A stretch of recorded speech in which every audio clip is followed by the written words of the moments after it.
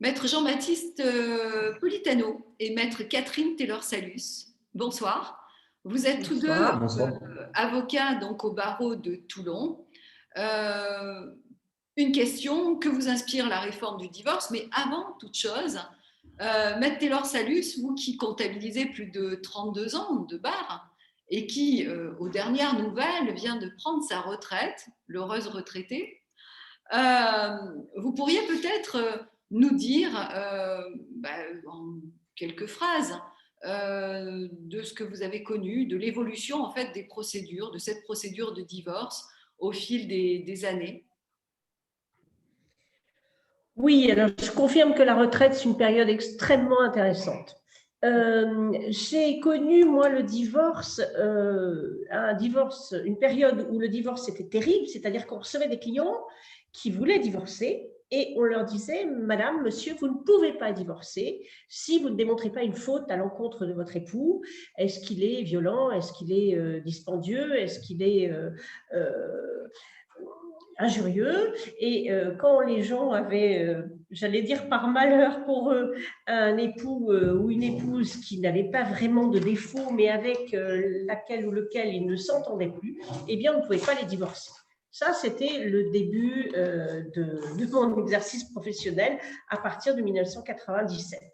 Après, on a eu cette réforme du divorce qui a permis le divorce sans qu'on ait besoin de chercher des fautes, sans qu'on ait besoin d'attendre 6 ans d'absence de vie commune. On a eu cette réforme dans les années 2005 et 2006, et là on a commencé à avoir des divorces finalement qui n'étaient pas forcément consentis par l'un des époux, mais qui permettaient de se sortir d'une situation inextricable. Donc ça, c'était très bien. On a eu cet arrêt des constats d'adultère qui ne servaient plus à grand-chose. Ça, c'est plutôt jurisprudentiel parce qu'en fait, les juges, quand vous prouviez l'adultère, quand vous aviez un constat d'adultère, parce qu'il déjà, il fallait qu'un juge l'autorise et qu'ensuite le constat aboutisse, ce qui coûtait relativement cher aux requérants, eh bien, finalement, les juges disaient, écoutez, bon, le préjudice, il n'est pas si important que ça, mais ça donnait une cause du divorce. Voilà. Et quand on a été libéré de tout ça, on a réussi à obtenir des divorces beaucoup plus facilement, et je pense que ça a été une évolution de la société qui a permis que les gens se libèrent d'une vie. Finalement, on n'est pas fait pour une seule vie de couple. C'est souvent un peu l'idée, et c'est vrai. Donc ça a été vraiment un soulagement, aussi bien pour l'avocat, je pense aussi pour le juge et pour les justiciables. Après, on arrive à cette réforme d'aujourd'hui. Mon confrère Maître Politano, qui fait déjà beaucoup de droit de la famille, m'a donné très confraternellement le premier modèle d'assignation en divorce. Je vous le dis tout de suite, Maître Delbrey, le premier modèle, il fait 42 pages. Ça veut dire que vous allez recevoir un client, vous allez le recevoir 1 heure, ce qui est relativement correct quand on reçoit un client qui expose un petit peu sa situation familiale, morale, quelquefois ses difficultés, la situation des enfants, sa situation patrimoniale, voire sa situation fiscale, et vous allez résumer ça dans une assignation de 42 pages. Bon, moi je trouve que le fait de commencer par une requête sans mentionner les raisons du divorce, c'était assez bien vu, parce que ça ne mettait pas, comme on dit vulgairement, le feu aux poudres, et on pouvait avancer avec chacun ayant son avocat. On pouvait, à titre confraternel et confidentiel, échanger et arriver au jour de l'audience de conciliation avec un accord. Et ça, c'était vraiment bien. Alors, j'ai l'impression qu'on a voulu soulager le juge de ces audiences qui paraissaient probablement au juge aux affaires familiales interminables, qui l'étaient peut-être, mais qui permettaient quand même que le juge se fasse une opinion, se fasse un ressenti sur la situation familiale du couple. Là, ça ne va plus être ça. ça va être du secrétariat, ça va être de la lecture, de la relecture, et on n'aura pas cette espèce de côté humain qui était absolument indispensable dans le cadre des procédures de divorce. Il faut savoir qu'en matière de divorce, et vous le savez, Maître Delbrey, vu que vous qui êtes une grande médiatrice, on avait souvent des accords qu'on trouvait, je vais dire, ça va paraître vulgaire, mais on trouvait beaucoup d'accords dans le couloir en matière de divorce. C'est-à-dire qu'en conciliation, on rencontrait l'adversaire, bien sûr sous le contrôle de l'avocat, de son avocat, on prenait langue, on parlait des études des enfants, on parlait relativement rapidement dans le couloir de ce qui allait se passer, qui allait être d'accord pour vendre le bien ou ne pas le vendre. On se parlait entre avocats et on se parlait entre adversaires. C'est fini. Ça ne va plus être possible. Ben pourquoi ça, moi, ça me dérange beaucoup. Vous me dites que c'est impossible. Aujourd'hui, c'est impossible. Parce que justement, il n'y a plus cette phase donc, de conciliation, divorce, qui en fait n'en était pas une, mais qui était là comme une épée de Damoclès pour dire, bon, bah, les parties, écoutez, voilà, on avance dans la procédure, mais si vous voulez, on peut discuter, donc, comme vous dites, dans les couloirs. Peut-être ces discussions dans le couloir peuvent se faire sans qu'il y ait de requête en divorce, mais peuvent toujours se faire au niveau des avocats. Dans le cadre des cabinets d'avocats, on peut effectivement essayer de rapprocher les parties. Qu'en pense Maître Politano, peut-être qui a une autre, peut-être qui est une autre génération, qui a peut-être une autre façon de voir les choses. Mais je rejoins quand même Maître Taylor sur le fait que c'est vrai que ces audiences de conciliation permettaient souvent de trouver des accords, mais on voit également que c'est la volonté tout le temps à la dématérialisation. Hein. Si vous regardez bien dans toutes les mesures qui ont été instituées dans cette réforme, vous avez beaucoup de références à la procédure sans audience. Pourquoi? Parce que du coup, c'est vrai que les magistrats veulent éviter cette présence des parties, veulent statuer sans la présence des parties. Et au final, c'est vrai que on perd un peu en humain, puisqu'on échange que par voie dématérialisée, on échange les conclusions par RPVA, plus personne ne se voit, on envoie des mails. Et je trouve que le fait de ne pas avoir ce contact humain, et ces accords qu'on trouvait peut-être à la dernière minute avant d'entrer dans la salle du juge le jour de l'audience de conciliation, puisqu'on appelle ça une audience de conciliation, même si le juge rend une ordonnance de non-conciliation, mais en général, c'était surtout pour constater les accords et des accords qui seront réglés postérieurement après l'assignation. Oui, ce qui vous choque, en fait, surtout, principalement dans cette réforme, c'est que, en définitive, les parties ont été renvoyées hors donc, du juge et que même les opportunités d'audience, aujourd'hui, ne se feront pas en présence des parties. Donc, le juge, quelque part, comme si les audiences avec les parties en présence étaient reléguées au second plan. Exactement. C'est ce que vous mettez en évidence. Il va pouvoir rendre un jugement directement depuis chez lui en télétravail. Et je trouve que c'est ce côté humain qui va manquer, puisque vous prenez une matière comme le droit bancaire. Ce type peu importe, les parties n'ont pas réellement besoin de comparaître, vous pouvez déposer votre dossier. Mais c'est vrai que dans le JAF, vous ne pouvez pas c'est pas possible de tout conclure. Vous ne pouvez pas le ressentir. Il y a des choses qui se disent uniquement à l'oral et que le juge ne peut comprendre qu'à l'oral, ou alors en voyant la partie, quand vous avez la partie qui est victime de violence.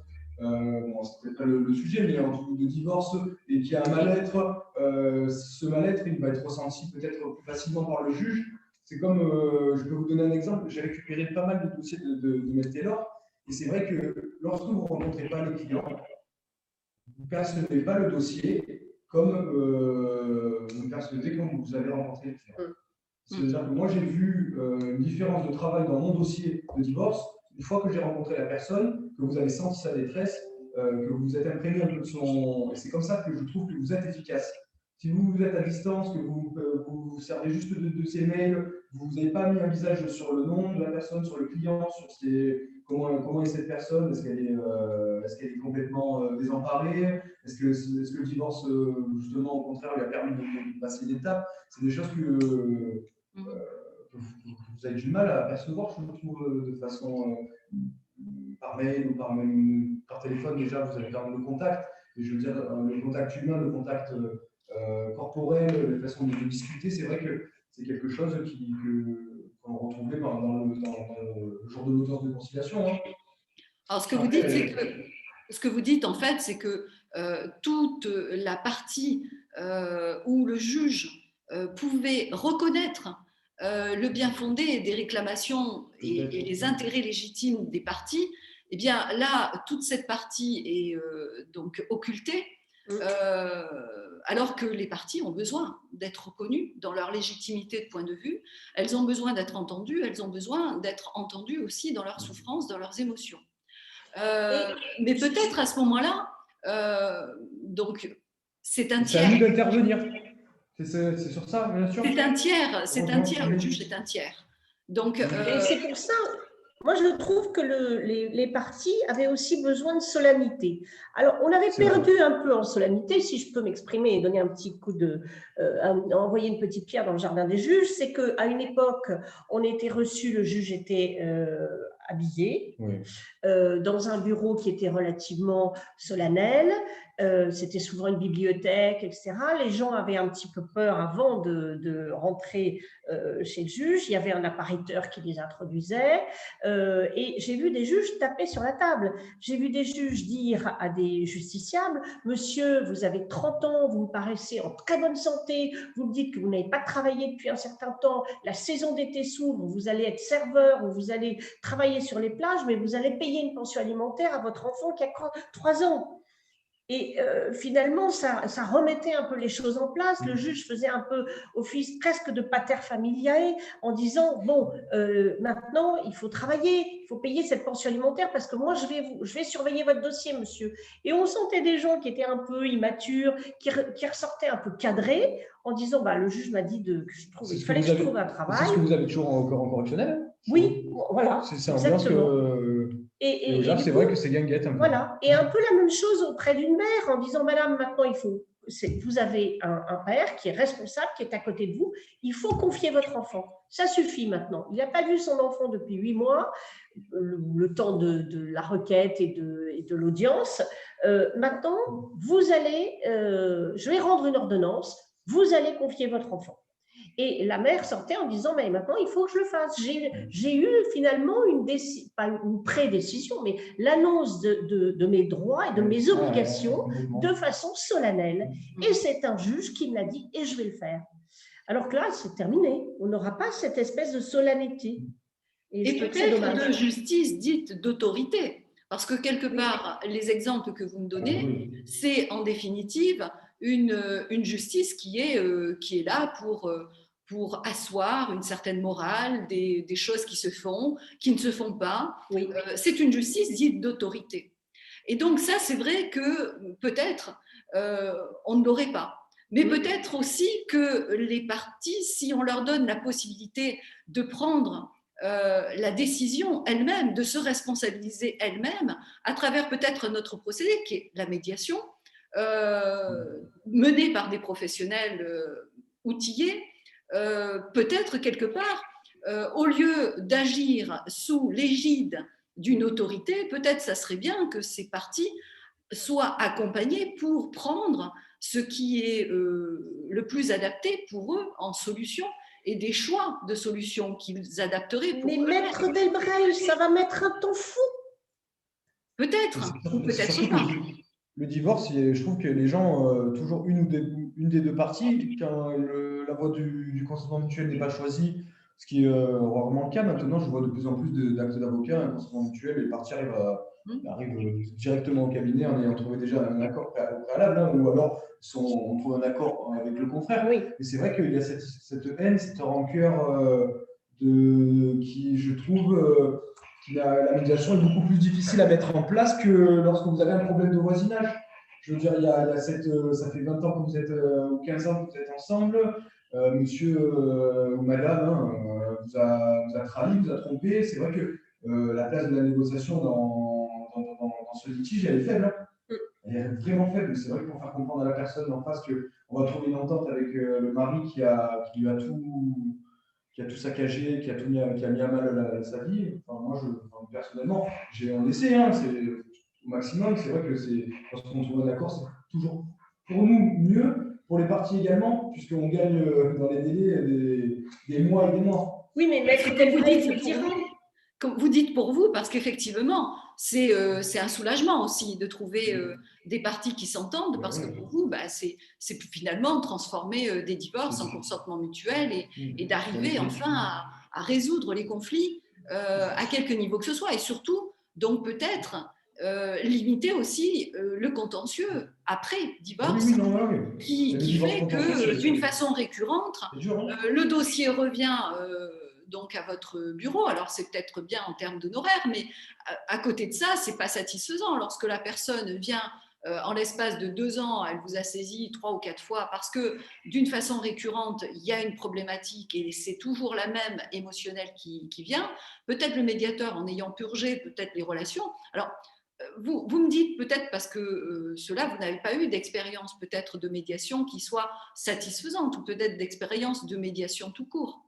On a tous passé notre temps à essayer de trouver des accords par le dialogue, par les explications. On a tous, quelque part en nous, on a quelque chose du médiateur, même si on n'a pas de formation en médiation. Mais quand on fait du droit de la famille, nécessairement, on essaye de concilier, on essaye de trouver des accords. Sauf que pour arriver à une médiation, il faut quand même que les parties soient droit dans leurs bottes. On est d'accord. Hein, c'est quand même le principe de la médiation, c'est que les gens soient honnêtes avec eux-mêmes et honnêtes avec l'adversaire. Si on a quelqu'un dans ce couple qui n'est pas d'accord pour aller à un accord, à une médiation, parce qu'il veut gagner du temps, parce qu'il ne veut pas confier l'enfant. Et c'est surtout à ça que je pense, à ces fameux droits de visite et d'hébergement de l'un ou de l'autre.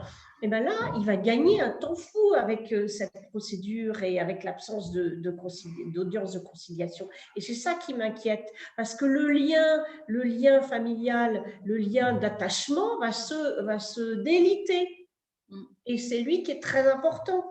Je ne vais pas citer Cyrulnik tout de suite, mais c'est vrai que c'est ça qui va être perdu dans les arcanes des tentatives de médiation, de procédures participatives et autres, et autres billevesées, mais je ne veux pas le dire parce que je crois aussi dans la médiation quand les gens sont de bonne foi. Mais quand il n'y a pas la bonne foi, ça va être une perte de temps considérable et ça va être un préjudice pour les enfants.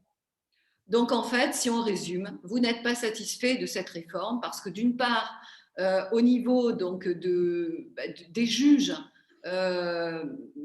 les parties risquent de se retrouver en définitive peu écoutées, peu considérées par les juges, parce qu'il y a des audiences qui seront mises en place avec une absence de présence des parties. Ça, c'est le premier point. Et deuxième point, donc pour vous, un risque de déshumaniser en fait la justice au niveau du divorce. Et deuxième point, eh bien, le risque de prolonger des délais inutiles de part des personnes qui seraient, selon vous, de mauvaise foi et qui n'auraient que pour stratégie de nuire à l'autre partie et de susciter, bien évidemment, des prolongements, des contraintes, des prêts d'intention et autres, tout ce qui, en définitive, fait de la dégradation de la relation. C'est ce sur quoi la médiation professionnelle donc, travaille généralement. Mais bon, vous ne l'avez pas découvert et je vous invite donc à la découvrir à travers cette journée internationale. En tout cas, je vous remercie tous les deux. Est-ce que vous voudriez dire peut-être le mot de la fin ou rajouter quelque chose sur vos propos? Oui, juste après, je vous laisse le dernier mot à Maître Taylor. Non. Moi, pour terminer, je pense que cette réforme a quand même du bon, notamment le passage de 2 ans à 1 an de l'altération définitive du lien conjugal. Je pense que c'était une technique de certains avocats. On a pu l'utiliser pour garder un certain temps avant la pension alimentaire à laquelle l'épouse était condamné à la suite de l'ONC. C'est vrai que ce passage-là est plutôt pas mal. Et certaines procédures dans lesquelles nous, les époux n'ont pas de mesures provisoires, n'ont pas d'enfants, n'ont pas de bien immobilier et souhaitent uniquement divorcer du fait de nationalité qu'ils ne pourraient pas utiliser, sont d'accord, mais du fait de leur nationalité étrangère ne peuvent pas utiliser la voie du consentement mutuel. C'est vrai que, voilà, tous ces cas-là, la réforme, est, je pense, enfin, j'imagine qu'elle sera bien, qu'elle sera très bien. Voilà. En tout cas, vous en serez les acteurs aussi de l'application de cette réforme. Donc, j'attends, j'en ai 4 en route. Espérer effectivement de la voir évoluer et évoluer dans le bon sens, en tout cas dans les intérêts du justiciable, pour que justement on puisse prendre en considération l'intégralité en définitive de ces besoins, qui sont parfois des besoins exprimés ouvertement comme ça, mais qui, les besoins exprimés ne sont pas nécessairement vraiment des besoins qu'il manifeste et qui, peut-être il les connaît peut-être pas vraiment, mais c'est des besoins de reconnaissance. C'est peut-être des besoins beaucoup plus profonds, beaucoup plus humains que des besoins purement juridiques. Hein. En tout cas, je vous remercie pour le temps consacré à cette interview.